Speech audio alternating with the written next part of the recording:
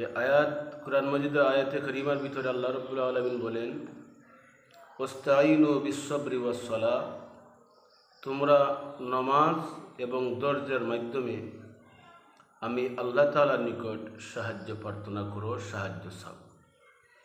এই আয়াত দ্বারা সালাতুল হাজতের দিকে ইঙ্গিত করা হয়েছে যে মানুষ যখন মুসিবতের মধ্যে পড়ে তখন সে যেন ধৈর্য ধারণ করে এবং সালাতের মাধ্যমে আল্লাহ তাআলার নিকট সাহায্য প্রার্থনা করে। রাসূলুল্লাহ সাল্লাল্লাহু আলাইহি সাল্লাম যখন কোনো মুসিবতে পড়তেন, কোনো জামালায় পড়তেন, বিপদ আপদের সম্মুখীন হবেন বলে মনে করতেন, তখন রব্বুল আলামিনের দরবারে 2 রাকাত নামাজ পড়তেন, যে 2 রাকাত নামাজকে সালাতুল হাজত বলে এবং ওই সালাতুল হাজত নামাজকে নবীজি পড়ছেন বলে সুন্নত হিসেবে এই নামাজটি রয়ে গেছে। এই জন্য মানুষ যখন মুসিবতে পড়বে, কোনো বিপদ আপদে পড়বে,